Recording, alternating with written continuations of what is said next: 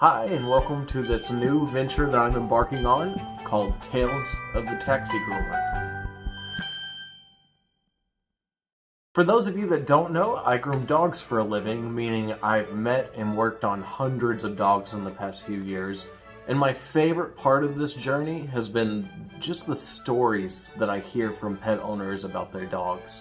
Honestly, the reason I enjoy working with dogs so much is largely in part to just the awesome relationship that people have been able to maintain with dogs. I mean, we literally become best friends with a different species, and on the surface level, one that doesn't speak our language vocally or physically. And somehow we still manage to gain this understanding of each other, and I think that's awesome. Everybody has their own stories to tell about their dogs, and I just think they're such a joy to listen to. So I thought it'd be fun to put a spotlight on these awesome relationships and kind of share the fun with everybody. So I'm going to start with some stories about my own dogs that I think are very, very entertaining.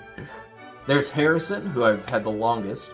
A friend of ours actually found him out in the streets when he was 6 weeks old in the middle of January, so we ended up taking him in. Nona is my newest pup. She was actually adopted through Sparky.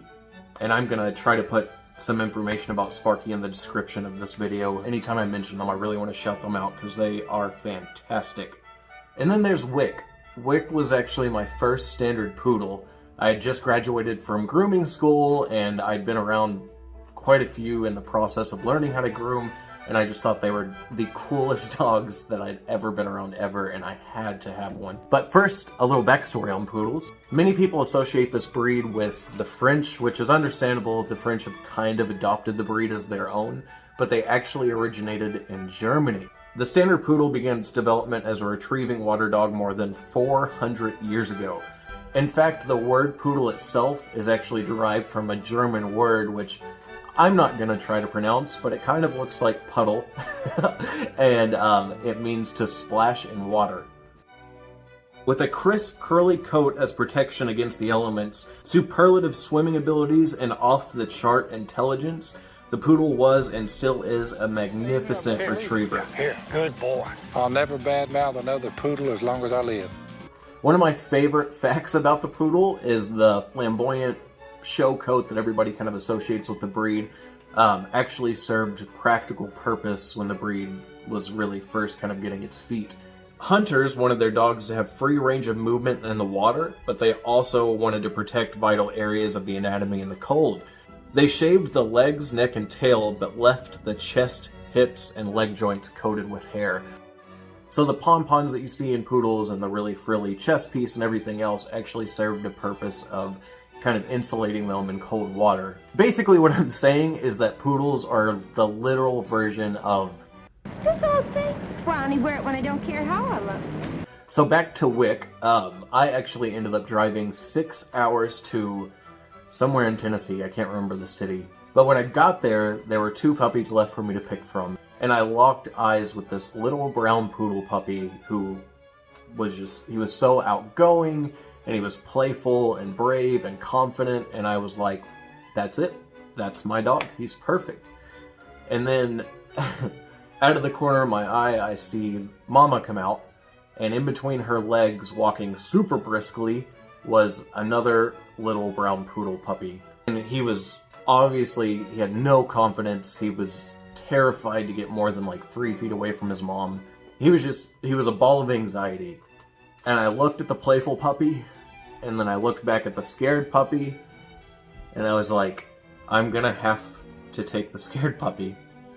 I guess at the time, I thought this dog's gonna need a lot of work, and I'm an animal professional. I have the skills and the context to really put into this dog to kind of help him be a little bit more well-rounded, and maybe I can do better than someone who maybe doesn't have the knowledge that I have to help him get through life.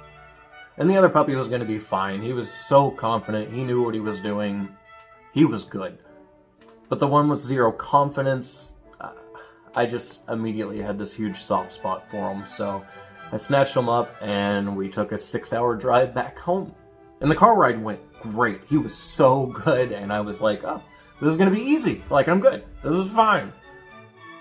go ahead and make the official announcement that we have a new member of the family. So then we get home and I grab Wick and I run him inside and I run to my roommate's room and throw Wick down on the bed and I'm like, look at him. And my roommate just slightly leans forward towards him. Nothing quick, it was just a little, and Wick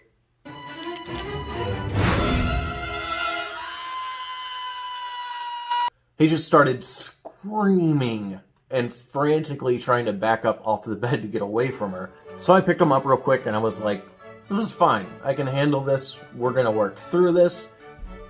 But I do honestly think that that was the first time that it kind of popped into my head of, what have I done? But you know what? Sometimes you fake it till you make it. So a little while later, I bring him to work with me. And I walk in and I put him on the floor and he does this slow take and he just scans the whole room and sees all of the other groomers that I worked with looking at him, and then immediately, so I pick him back up, but he doesn't stop screaming this time, and I was like, I don't know what to do. So I just covered his mouth and he calmed down a little bit, and I was like, you know what, why don't we go to the back and take you to meet the dog trainer. So we go on back and I'm still covering his mouth and I walk up and I'm like, look, I want you to meet Wick. And I let go of his mouth and this is where I really started to think that I messed up. I was like, I don't know that I have the ability or the skill set to help him deal with these fear-based problems. I wasn't knowledgeable enough for how severe his issues were. But we're going on 3 years, and with a lot of help from other animal professionals and friends with more knowledge than I had, we're doing pretty good. The automatic doors at PetSmart are still a little scary, but he doesn't scream as much. I'm kidding, he's doing a lot better now, and he's absolutely my best friend. I just love him. And we kind of took the journey together, so I got to learn a lot with him and got to better my skills, and he learned to deal with some of his emotions in a little bit less dramatic of a way. And I truly think that we're both better off than when we started. And that's how I got my hands on the fabulous Mr. Wick. I'll be back to tell more stories of my other dogs, because I promise I have plenty of interesting stories of living with 3 big dogs. And hopefully I'll be back with stories of other people's amazing dogs too. I hope this story was entertaining enough. It's one of my favorites. And if you did enjoy it, feel free to give it a like, give it a subscribe, give it a follow, whatever platform you're watching this on. And keep an eye out for the next story. I'll hopefully see you soon, but until then, keep the tails wagging. Say goodbye, Wick. Oh, thank you.